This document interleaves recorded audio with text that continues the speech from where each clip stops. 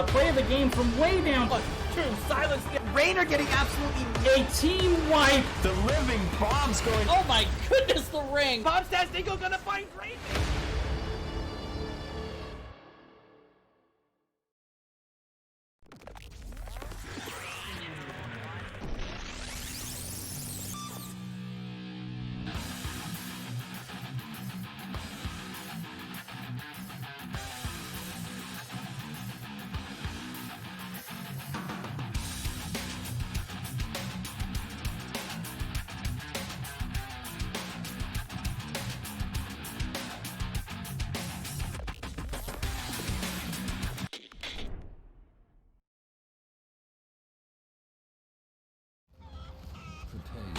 Hello everybody and welcome back to the Nexus Gaming Series.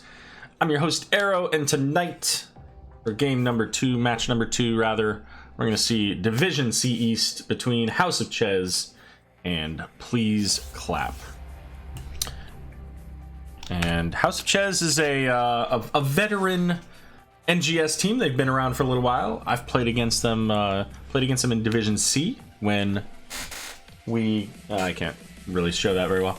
When we play against them in Regen Red's Grand Champion season, so that tells you a couple of seasons there, and then we've got Please Clap. So Please Clap, I think it's primarily a new team. Like I recognize some of the names, but I think primarily maybe they came from other like Heroes Lounge or something like that, but I don't think they're like a reskin of a team. So some of you guys are here. So if you are, feel free to tell us a little bit about the history of your team.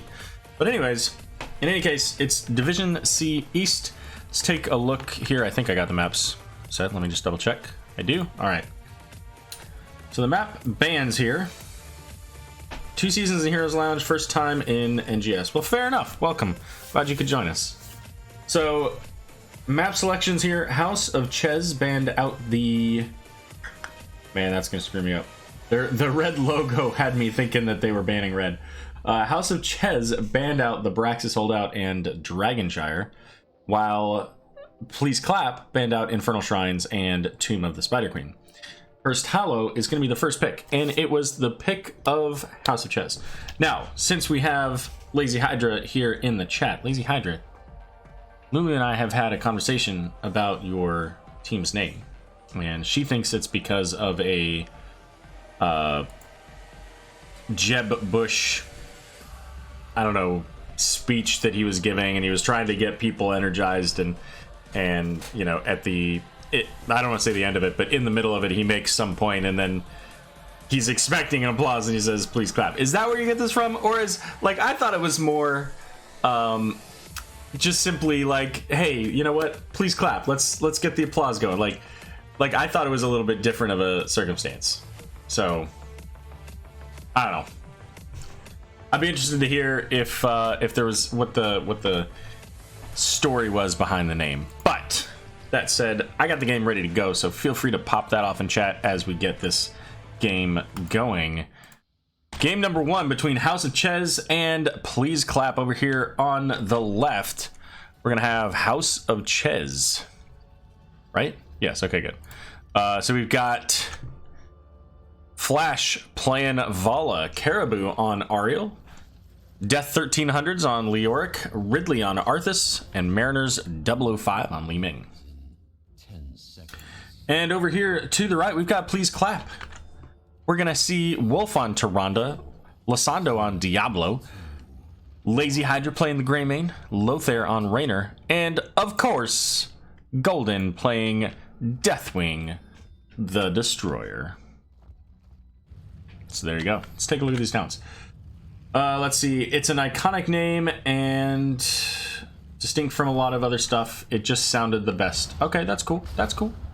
Talked like half an hour when we're running people together, and I said, just please clap, please, or something along those lines, just as an ironic thing, not meant to reference Jeb. We ended up switching it around because it sounds better, basically. You know what? I think it's a great name. I like it.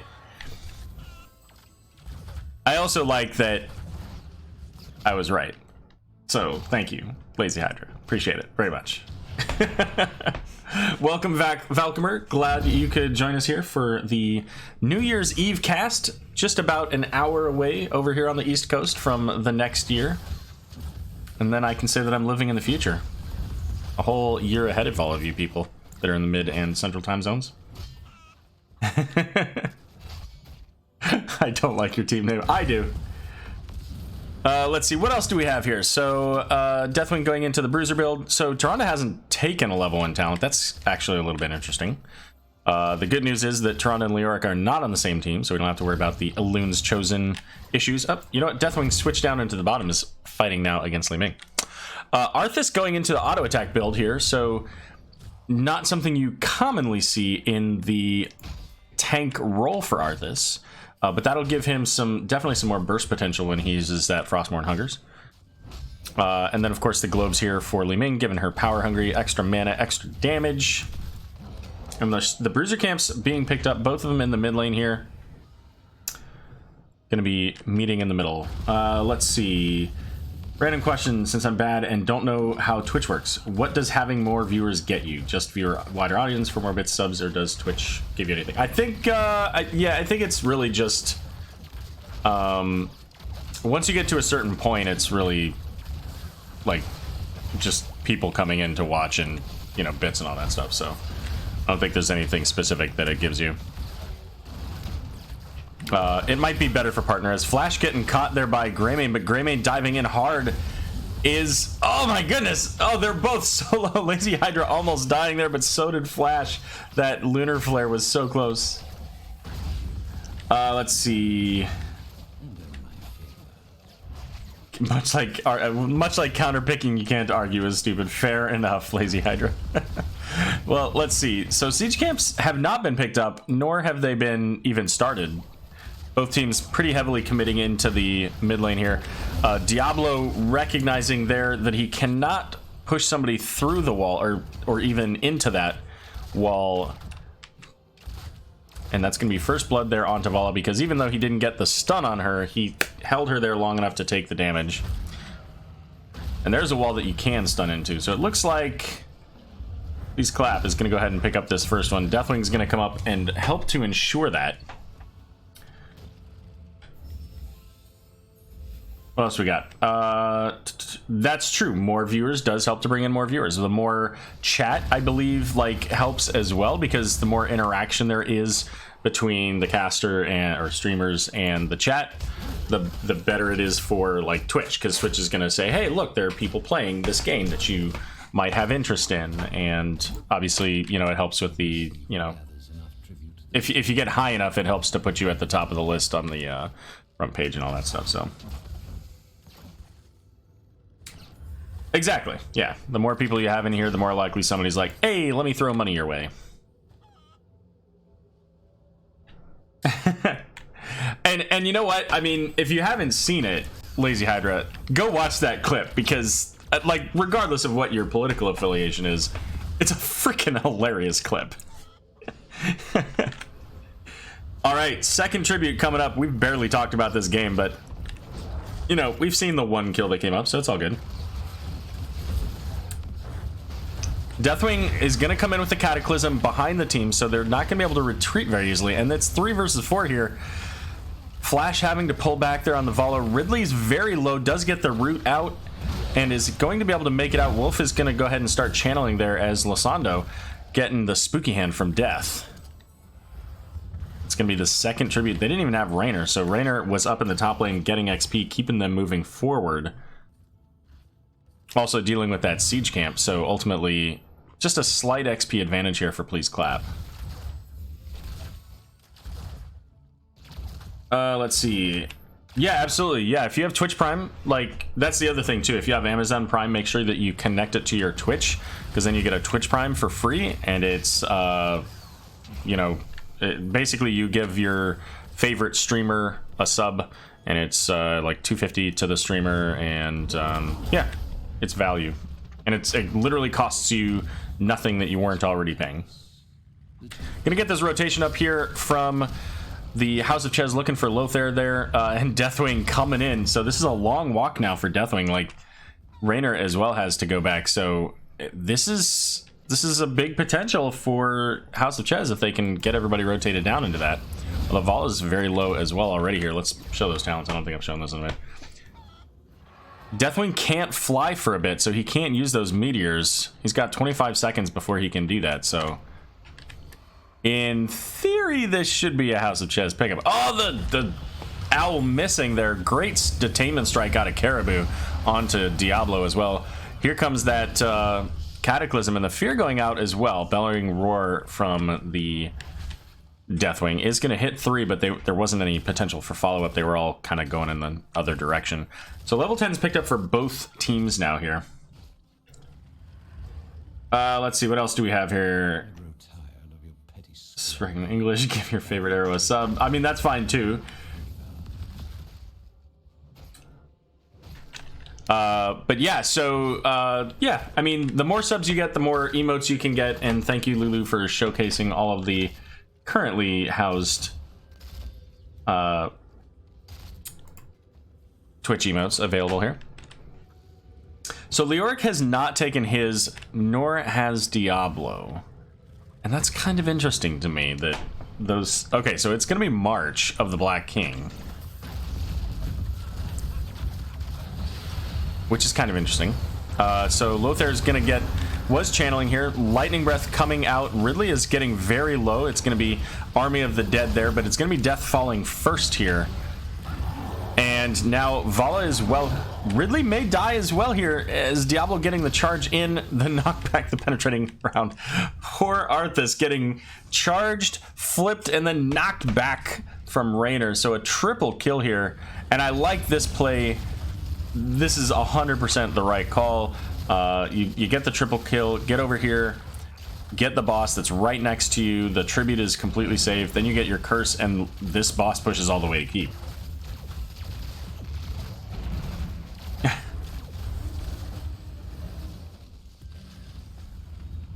Yeah, well, it's interesting that they didn't take it, because the other thing is Entomb is like one of the few ways that you can kind of CC the Deathwing, right? I mean, Zombie Wall works, Entomb works, Force Wall, and so, you know, it's a great way to say, oh, Deathwing, I want you to stay there while my Leoric gets the life drain and, you know, Vala does her thing and Li Ming pops off. So bottom boss is going to get taken, so that's going to help to clear up some of this in the bot lane, ultimately get them some push. I don't think that even gets the fort in the long run there, but they've got to get up here and deal with this. Flash standing in that stun is going to get caught by the Diablo, flipped and go for the throat, taken out the Vala. Ridley here in the Lightning Breath is going to be able to make it out, and they get the kill onto Greymane there in the back. The boss still wailing away on this keep, and they're gonna... Okay, I was gonna say, are they really gonna keep going? Because they really need to stop this boss. Yeah, of course, Golden.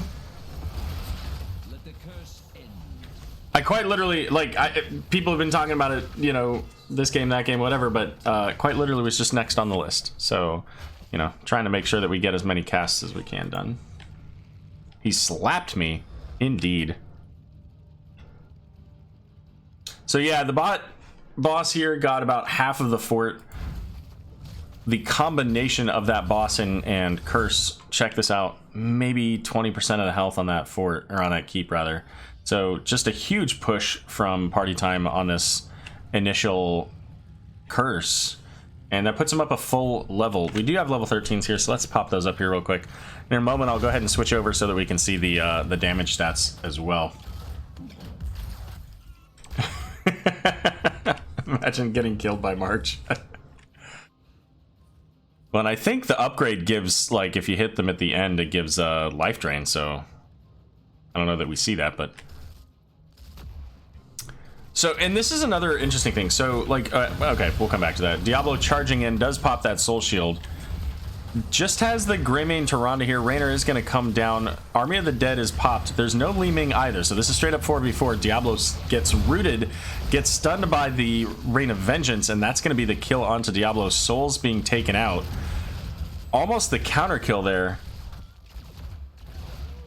But now Deathwing in the bot lane pushing with the siege camp, and there's no fort there, so this is going to start getting damage onto that keep wall. They got to address this, and they got to address it fast because like Deathwing just doesn't die, right? I mean, they can't have one person just hopefully doing it. They can't CC him and lock him down. Now he should have fly available. Let's check that out here. Yeah, fly is available for him. What's that called? Dragonflight, of course. Bruiser camp gonna be picked up going in the mid lane here for party time. Not party time, that was the other game. Please clap. And this is a little bit late here for the Bruiser camp for House of Chez, so they're gonna have to give up this tribute for free.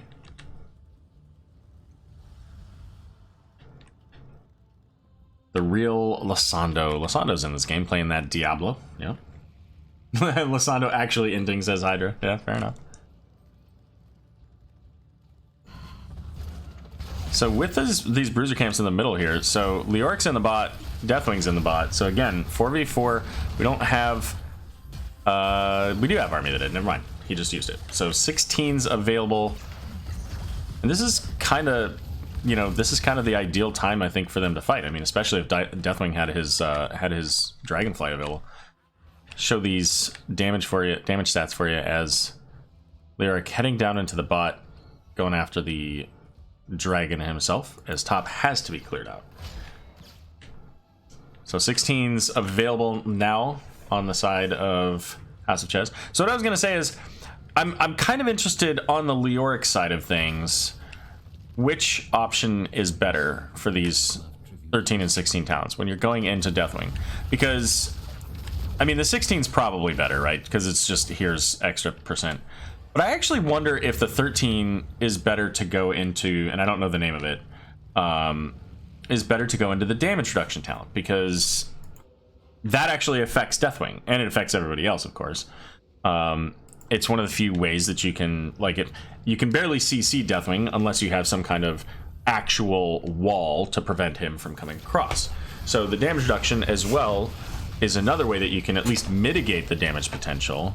I don't know. So I don't know.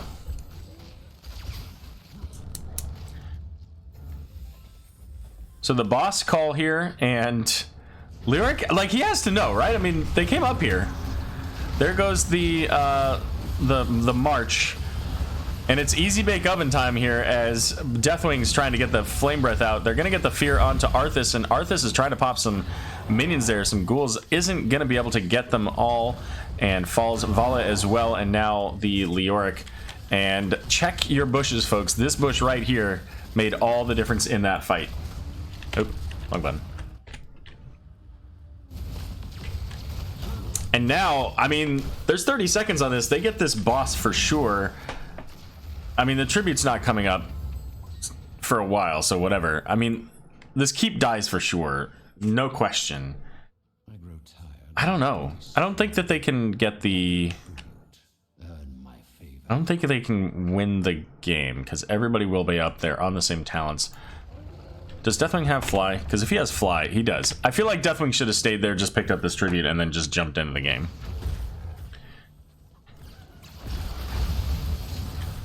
But they might find themselves a Leoric. Or on the other side, a Diablo. He is very low, just a couple hundred health there.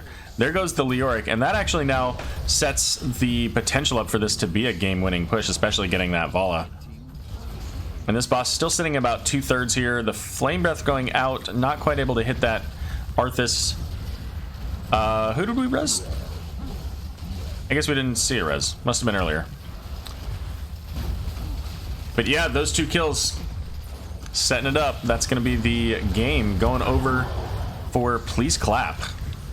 And the lightning breath just there to finish off the Arthas at the end. Or was it the fire breath? Ah, whatever. Oh, she had Aegis? What? Okay, sure did.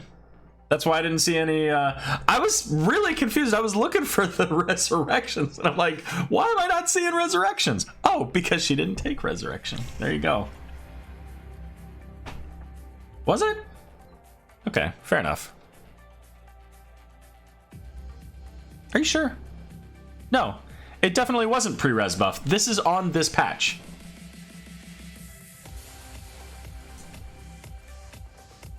Yeah, the reason that I know that for sure is because if this was on a patch prior to the current one, we wouldn't be able to do these the same way. So yeah, this is all the heroes that we're seeing, all the talents and everything is based on the current patch. Although, like Hydra said, it, you know, this was very early on. I think this was the day after. So.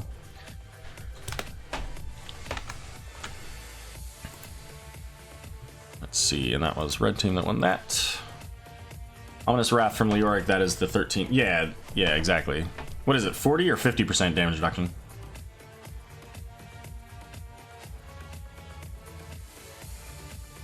Or do you know?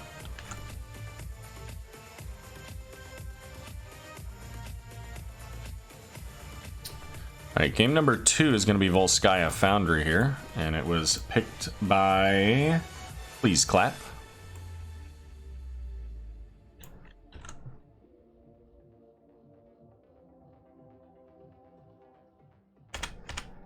We'll get set up and ready to go for the next game.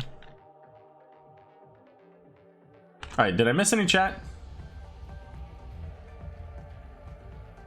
If I didn't respond to you, feel free to post again here. 50%, yeah. So that, I mean, that's huge.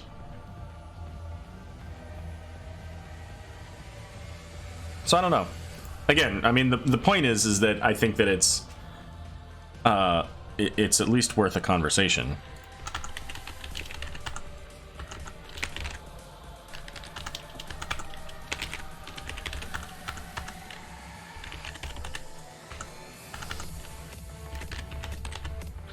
I'll tell you guys who the bans were here in just a second as well. My guess is the Deathwing was banned. Oh, really? Okay, all right. We're gonna see some interesting heroes in this game.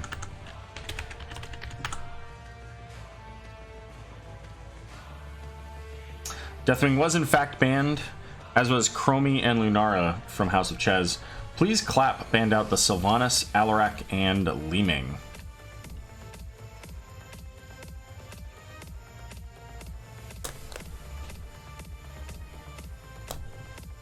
Alright, get that. And here we go. Game number 2 between House of Chez and Please Clap. Over here on the right, we've got Please Clap. Lazy Hydra playing Sergeant Hammer. Wolf going to be playing Tyrande. Lothair on the Hanzo. Golden on Chen. And Lasando on Blaze. And on the left, we've got House of Chez. It's going to be Death 1300s playing Tychus. Flash going to be on the Falstad. Caribou on Uther. Ridley playing Johanna. And Mariners 005 on Dahaka. The Blaze Express, yeah, we did the same thing with ETC though. Gotta showcase those train mounts now that they're banned. All right, so we do have the ambush here for Sergeant Hammer, so she'll get that stealth when she doesn't attack and stand still for a little while. They know with my patented Chromie strategy of inting exactly once that we are unbeatable. Fair enough. Alright, so we've got the Blaze and Chen, so we don't have ways to move people around, like with the Garrosh, you know, Alarak, anything like that. So the protection from Hammer, or for Hammer rather, is basically stuns, pretty much. We might see Barrel, like, I don't know if we see Barrel or not. It could be Barrel, because that would help the protection of Sergeant Hammer as they're gonna rotate down onto this fortification camp. But Storm Earth and Fire is just so strong. Barrel also helps them with the overtime though, so I could see a case for it. We might actually see that. And I hope we do. I want to see people getting knocked all around. Fortification camp now being picked up by House of Chez. So both teams getting that early equipment a little bit later on the side of House of Chez. And we might see a rotation onto the support camp here. I'm actually kind of surprised that we haven't already. Yeah, there we go. They wanted to get that mid lane soak. But that said, that gives House of Chez enough time to get up here. So Jet Propulsion is going to come out. They're going to pull back off the point. Now, I don't like having false down on, but Johanna's deep into the team, so that's fine. And so it's going to be picked up by House of Chez. And I think that that right there was just Please Clap taking a little bit too long to get into that. But turret was used, and Losando there getting a little low on the blaze. Golden channeling as much as he can on that shield, and that's going to be first blood going over to House of Chez. And that was, I mean, that was literally 5 seconds worth of time at most of difference. So yeah, I think once they picked up that fortification camp and saw that House of Chez was gone, they rotate up there. They put Blaze a little bit more aggressively on the other side to make sure that they can't come in, and then they're probably fine. And then they grab that XP when it gets to the wall, probably. Both teams heading over to their siege camps now. So we are going to see the siege tactics here giving an unstoppable for Hammer. So could potentially help with like a gust. There are a lot of stuns over here on the side of House of Chez. So again, trying to enable Hammer to get out. Uther going into that Holy Light build. Wants to be able to use his Qs effectively. And turret dropped here early for Please Clap. And the Jet Propulsion coming in does hit into the backline. The Biotic Emitter used. Tychus not standing in it, so he's not getting into that healing. As Golden falling very low, as is Blaze. Both of the front line going to be taken out here on the side of Please Clap, and that's going to give the channel started over to House of Chez. 18 stacks already for Hanzo out of 20, so he'll get that couple extra arrows very soon. We also have Meltdown on the Blaze, so going into that with the new habits, every time he uses Pyromania, that's potentially damage reduction coming out. And of course the old Hammer strategy of annoy the heck out of the enemy team by sieging up everywhere.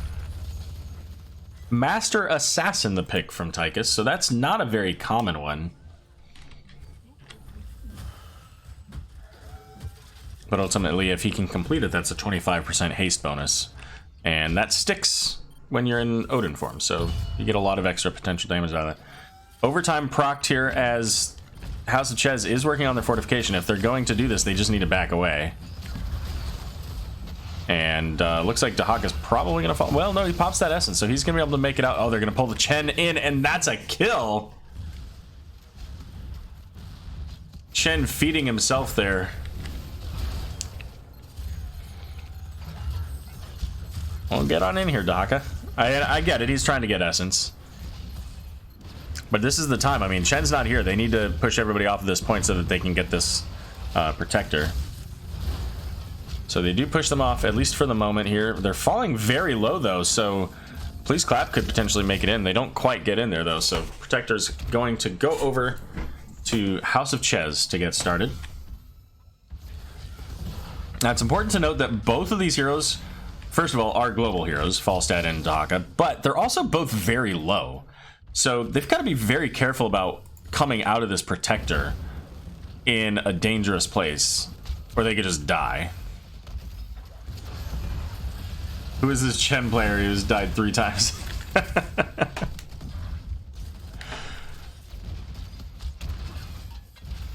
And we're gonna see, I don't even know if they can get the tower, yeah. So they're gonna pull back, the knockback helping their Jet Propulsion in. They do get the Lunar Flare onto the Falstad. And so now they are gonna be able to get that tower down. And level 10's coming up here for House of Chez very soon.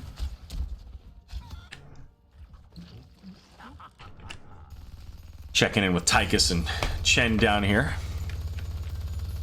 And level 10's now available, so Tychus is coming up.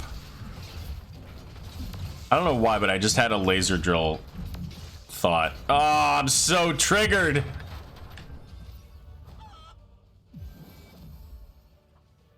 As soon as I saw 10 and I saw Tychus coming up, I was like, oh no, it's not gonna be laser drill, is it? Oh, so much triggered.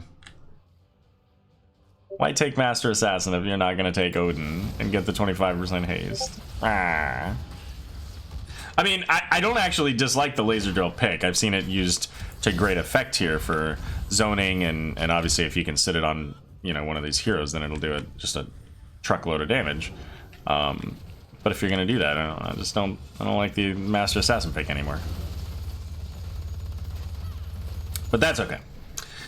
What else do we got? Divine Storm, Blessed Shield, Isolation, and Mighty Gust. And it is going to be Storm, Earth, and Fire. Dragon Arrow, the Bunker. Okay, Bunker makes sense. That's how you help the hammer. Napalm Strike and Starfall. So where is Falstad going? Is he going to the fortification camp? Looks like it. Also of note, Falstad going into the Seasoned Marksman. And keep in mind, a month or two ago that was buffed, right? So it's a shorter cooldown, lasts I think a second longer as well, so it's a little bit better overall than it was before.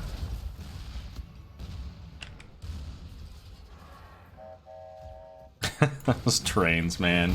Choo choo. The power of your sun at your fingertips. There you go.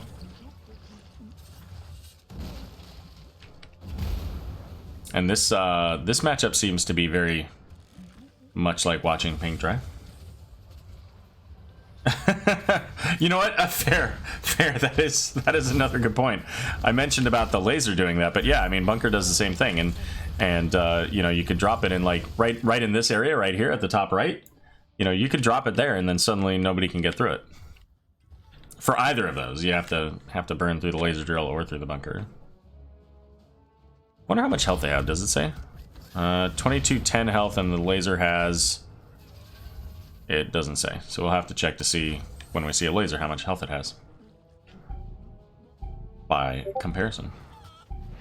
So we've got double global here, so like I wouldn't even, well, they've got 13 advantage, never mind. I was gonna say I wouldn't even mind if House of Chez just like pushed bot, you know, between these two globals, like just shoved that down. But they really should be moving up here and getting on the protector. They, at this point, they could leave one of them, like leave Dahaka down there and get that XP as well. They don't necessarily have to have everybody up here. Alright guys, popping off the sprays, sporting your characters. So Please Clap is a little bit behind. They still about 30-40% of their level away from level 13 here. And they're gonna start the support camp. Falstad now in the bot lane. Not who I would have sent. What's Dahaka's essence scenario looking like either? He's at full essences as well, so essence. All right, and here comes Falstad. Both teams have a biotic emitter. 90% on the channel, so we're gonna see now a little bit late there on the gust. Isolation going out onto Sergeant Hammer. Both of the biotic emitters I think were used there, so the heal's coming out. Divine Storm locking down that hammer, and she's gonna drop there. Blaze does get the bunker out, but it didn't matter. She was stunned. Big stun, however, into the blue team as Uther's gonna get taken out there, but Uther being the first one down does give his team a bunch of extra shielding too. Blaze is going to fall, and now the Ridley's gonna fall there on Johanna, and the protector once again going over to also Chez. But by the way, turrets, gotta pay attention to how much do these turrets have in health.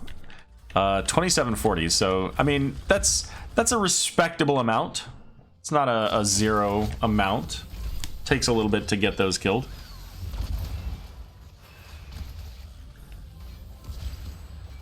So top fort is going to go down from this, but again, I mean, Hanzo and Tyrande doing work, able to get the protector all the way down to about 10%. And this is where what I was saying earlier, like if they left the Haka down here, then this wall's down for sure, possibly more.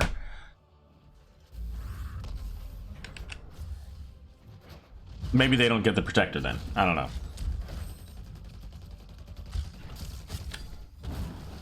Alright, so yeah, these heroes are both full health up in here, so they don't have to worry as much. The tongue missing, but the jet propulsion didn't. Dragon arrow coming out as well, so a 4-man stun out of that. And ultimately that's going to just force House of Chez to have to pull back. As Sergeant Hammer did come down and get the XP in the bot lane, pushing that lane back out here. And the fortification's going to get picked up. Chen up here in the top lane grabbing XP soak. Level 16's just about here for House of Chez as they get that from the camp.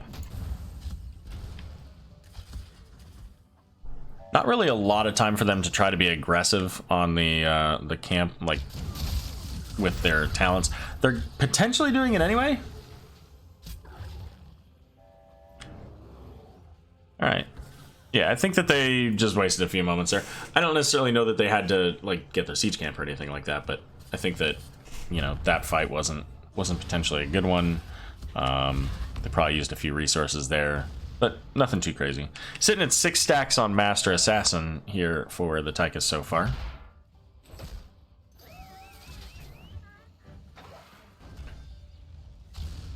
All right, and Fawcett's gonna head bot to pick up that XP in the bot lane here. But the support camp, once again, going to be picked up here.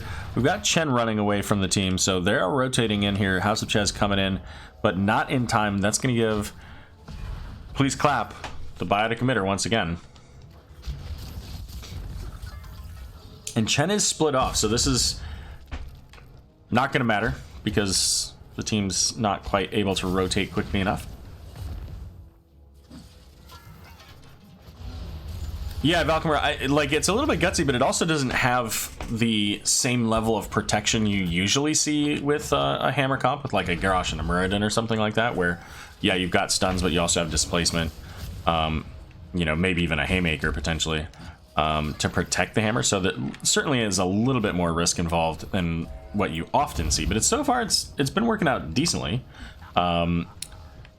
Please clap, currently down the 1 tower here. Chen's gonna get gusted back, then stunned. He does still have Storm, Earth, and Fire, and they used all their abilities on it, so that stagger just getting everything out. So just a little bit too early there, and then Storm, Earth, and Fire getting that full root there onto those. And there's Chen, full health, because all of the damage he took was stagger damage, and it went away with Storm, Earth, and Fire.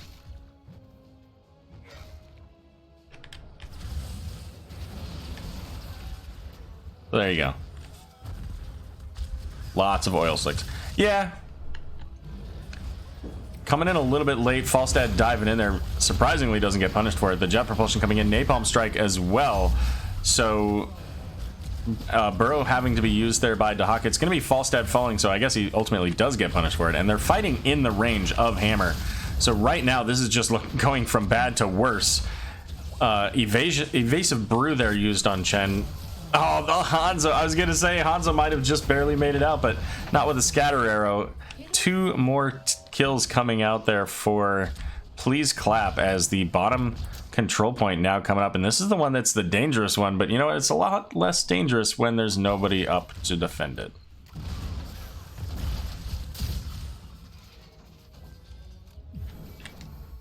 That's going to give 2 turrets and the biotic emitter here. Blaze realizing maybe maybe I don't go this way. There's still a tower and a wall and a fort up. And this is a huge minion wave too. This is going to provide a lot of value because of course minions do double damage to structures. So that on top of the fact that if you got Sergeant Hammer, that fort goes down very quickly. And this would actually give them then 3 turrets and a biotic emitter. So this is a very difficult place for House of Chez to come into. They've had a very strong showing this game. They just lost 1 team fight basically. But now they're gonna have a bit of a struggle here. I think they probably even just have to give this. They're going to, it looks like, because they're up in the top half. Level 19, only about a quarter of the way from level 20 here for Please Clap. And House of Chez is just trying to find level 20 wherever they can. They just barely missed being able to pick up that support camp. I don't think they can conceivably get level 20, especially like they need Dahaka soaking as well here.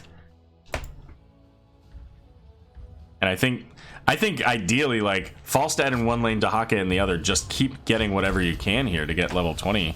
It's about a half a level away, so that's only a minion wave or two. Probably about 3. Which means that they could both come in very quickly.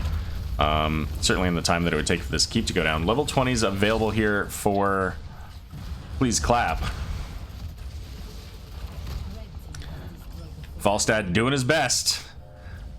Trying to find the XP in these lanes. But Please Clap's pulling back. That's a little surprising. They still had a very healthy protector, and they've got their full team here.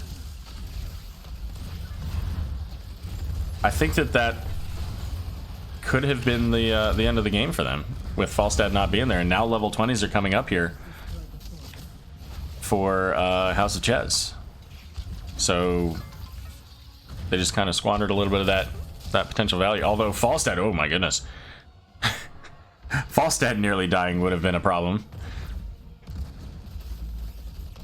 So after they get the keep, we got mid and top forts going down as well. So that's going to give constant catapult pressure in the bot lane, occasional catapult pressure in the mid and top. Of course, mid is going to be equalized out by the catapults from the House of Chez side as well. And the groups here, yeah, I was going to say they're split. Big dragon arrow there, but Toronto's going to be the first to fall. There's the wind tunnel, so Chen is pushed back. He pops the unstoppable from his brew, but he's not able, he doesn't cast Storm Within Fire quickly enough. So that's 2 kills for House of Chez, and they've got top lane already pretty well prepped. So if they can keep Tychus alive, which, you know, it's an Uther, so it's going to be a little bit before he's going to heal to full. Oh man, the knockback there from Sergeant Hammer. There are no ults, so they're going to get this siege camp up so they have a little bit of extra damage coming out. They do have the, oh, I'm sorry, that was picked up by earlier by Please Clap.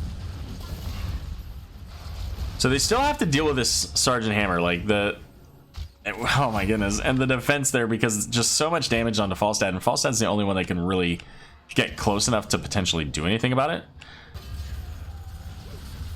And even with those 2 kills, because they don't get the kill onto Sergeant Hammer and she has so much range, they just can't get any pressure. They need to kill this fort, though. This has no health. Somebody should have just gone down here and knocked it over. Are they going to do this now?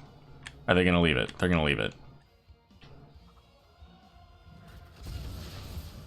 Okay, guys.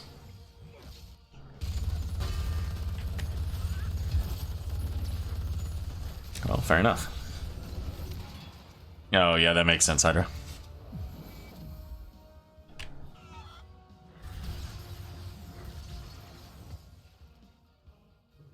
All right, so XP has been soaked. The lanes have been pushed out a little bit. There are no camps to get, so both teams just kind of, well, never mind, this one just came up.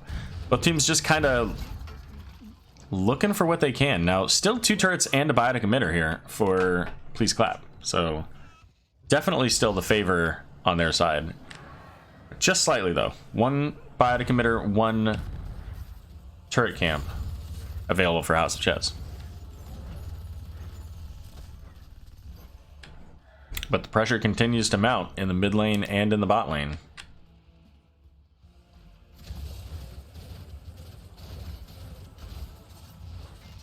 And they're making use of their globals again, because these globals can get into any fight at any time. But again, this fort still alive.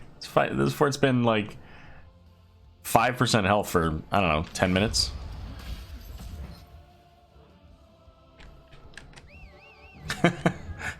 But he misses all of the other scatters to make up for it. Fair enough.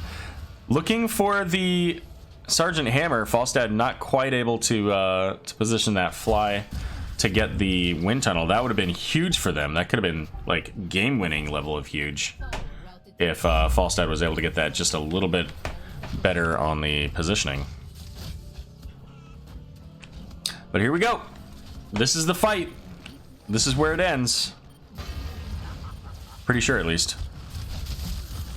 Mariner's falling already to half. Has to drop that turret. Here comes the laser drill as well. Body emitter used by Please Clap.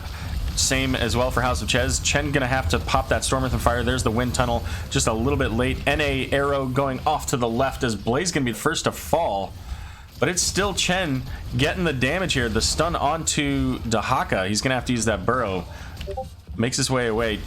Surprisingly here, Falstad having to act as the tank to try to keep the rest of the team away. Now Uther should be back. I believe that his redemption has not been used yet, so he'll be coming back up in a moment. And Sergeant Hammer going back to clean up the camp in the top lane here. So we're going to clear out this turret. That one dies in a second anyway. I don't think they needed to do anything with that at all. Bunker, the only significant ultimate available currently, although Blessed Shield is about to come up. We're going to see here Sergeant Hammer and Tirana pick up their siege camp to counter that pressure that was coming in, right? This minion wave got all the way close into this keep, and the keep's now at half health, and there's no wall. So if House of Chez can take this, I mean, they punch down the middle fort on the way, they sneeze on it, they go through top, and they win the game. And if Please Clap gets this, they go through bot lane, and there they go. Now, wind tunnel's available, so, I mean, Falstad could have just pushed him off right there with wind tunnel, and they get the protector. But they're playing so passively here that now they're letting Please Clap come in. Like, yeah, you have two people that have potential unstoppables, but they were perfectly positioned. You could have just pushed them right off, and now the wind tunnel gets no value. Chen just sits on Falstad, and I think that delay on the wind tunnel may even cost them the game here, because losing Falstad compared to Chen, I mean, Blaze is going to go in there, and Johanna's going to have to pop that unstoppable. She does have indestructible, so she has the ability to play a little bit, you know, more aggressively. But again, like, the only damage now that House of Chez has is Tychus. And these death timers are long enough that, I mean, this is going to be done before Falstad's back on the map. Before Chen's back on the map. And they're not doing anything. Like, House of Chez needs to be just right here. They just need to be on this point.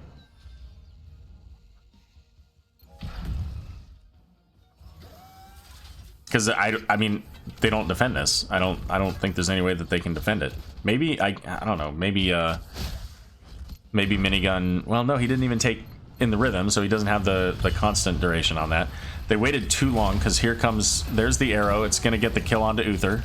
Pretty sure that redemption is not available now. And they lose the game.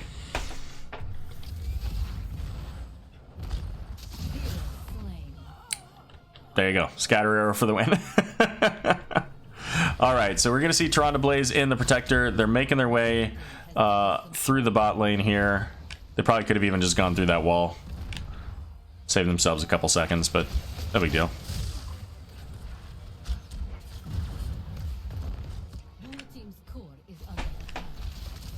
Alright. Core is coming in here. Chen bouncing over the the keep there. Laser drill coming out as well, but again, I mean, the protector damage is, every punch is 5 or 7% or something like that, it looks like. So even with Tychus getting the minigun percent damage, this core just goes down so quickly, and that's going to be Please Clap coming in with a 2-0 victory over House of Chez. Let's take a look at these stats here. That's unfortunate. I felt like, much like the previous set that we cast earlier, I felt like House of Chez really had the opportunity to win this game. They had that, they had the ultimates they needed. They got the one kill. Yeah, they lost a player, but they had the overtime, and they just needed to make use of their ultimates, and they win the game there. Let's see. Redeemed highlight. What does this mean? So that basically just means it highlights your thing.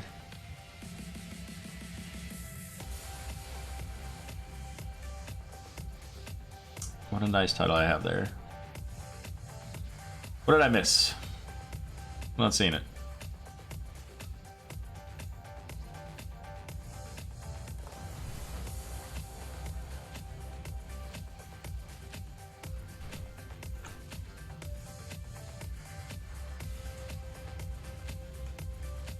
So yeah, so Losando basically, you'll see that on pretty much everybody's streams, but the points thing there at the bottom allows you to do a variety of things, modify emotes. If you have my Al emote, the good boy, the black dog, the shades one looks really good on him. It's just coincidental, but the highlight is what it does. It just makes it stand out. So yeah, so that's it. Let's take a look here at the standings here. Did I already highlight these teams? Nope, hold on. There's that one and there's that one. So interestingly enough, these standings are pretty crazy. So right now, Please Clap sitting with 12 points. House of Chez sitting with 11 points. So fantastic game there from Please Clap, you know, to be able to take the 2-0 victory. Right now, so far this season, Please Clap has played 4 matches. Obviously the one we just saw here. They've also played against Duratan's Couch 2-0. They've played against Wood League 2-0. And they've played against Illa Dancing Queens 2-0. So they've dominated all 4 games that they've played. House of Chez has played 5 games total. Obviously the one we just saw, they played against Calculated Throw. They 2-0'd over Calculated Throw. They had 2-1 over Calculated Throw Hanamura Drift. They 2-0'd Lubu, and then 0-2. No, I'm sorry, 2-0 over Wood League. So both of these teams looking really strong in Division C East this season so far. So looking forward to seeing how that turns out. Hey, there you go, Hydra. Exactly. It just works out perfectly. What do we have? The maps. I'll show you the maps here, just as a quick highlight. And then that's it. We got 18 minutes. 18 minutes until the new year here, folks. Unfortunately, that's not enough time really to get a whole series in. If I could get another series in, I would do it, but I don't think I want to go past midnight. It's just too late. So, let's see. Is there anything interesting going on in the world of Twitchland? Let's take a look.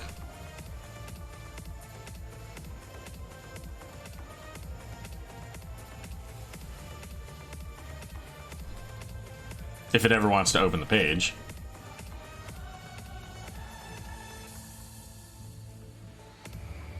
Yikes. Can't even get to my dashboard to raid for you guys. So, you know what? Whatever. Oh, there we go. Let's see. So who's available? Anybody available doing fun things? You know what? I'll send you guys over to Alicia Wins. So thanks everybody for stopping by here tonight. Hope you guys have a safe and wonderful new year. And we'll see you guys again here very soon.